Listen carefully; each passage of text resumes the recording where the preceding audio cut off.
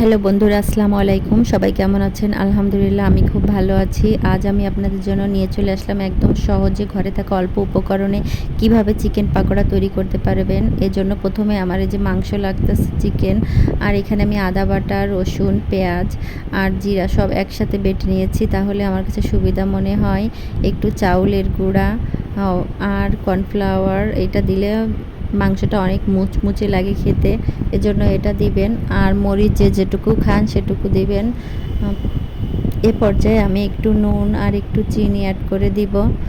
চিনিটা দিলেও স্বাদটা একটু কন্টেস্ট হয়, খেতে অনেক বেশি ভালো লাগে। আর এখানে হলুদের গুঁড়া আর সামান্য একটু কালো জিরা দিব দিলে, আর সয়া সস। আর এ পর্যায়ে আমি একটু ময়দা মিক্সড করে নিব। সব কিছু একসাথে দেওয়ার পরে সুন্দর করে মেখে নিতে হবে, যাতে সবগুলোর গায়ে সুন্দরভাবে লেগে যায়। এভাবে আমি 5 মিনিট রেখে দেব। অন্য পাশে আমি তেল গরম দিয়েছি কড়াইতে। তেল গরম হয়ে গেলে এই যে আমি এখন ভেজে নিচ্ছি। আর ভেজে নেওয়ার জন্য অবশ্যই আপনি এরকম একটা বাটিতে কিছু ময়দা নেবেন।